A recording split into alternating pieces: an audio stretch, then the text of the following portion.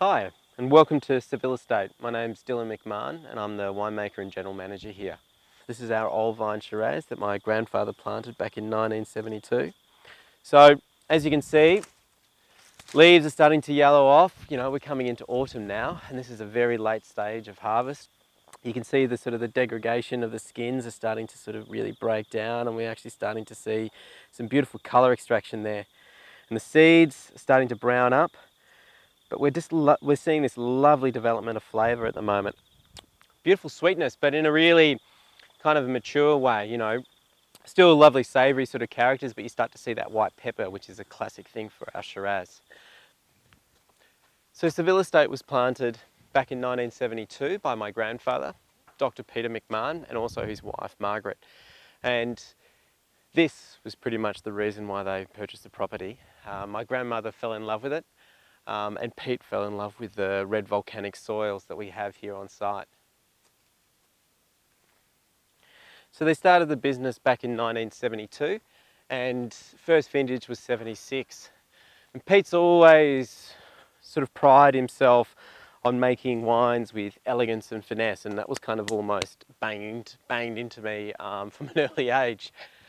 But what it means, because to comprehend that, it's a bit arbitrary really, but what it actually means is making wines that still respect where they're from. We're cool climate here, so savouriness is a key. We're trying to find that balance between, fruit concentration and savouriness.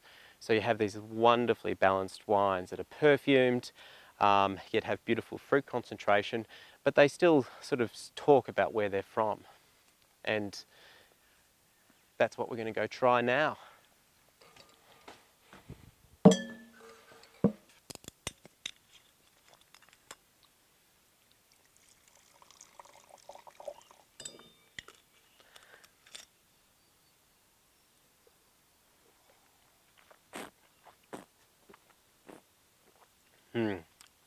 It's like a cherry bomb. It's just like this explosion of flavour in 18.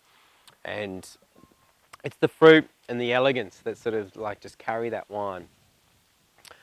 The Pinots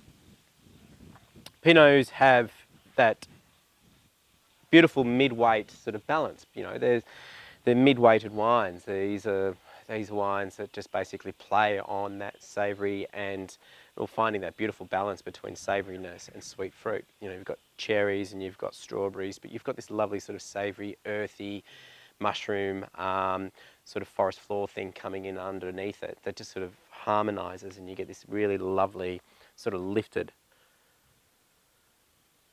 almost like a big sort of fruit compote or something that with spice. They're just delicious wines, I think, Pinots. They're always sort of making you think, and they're also tricky wines to make.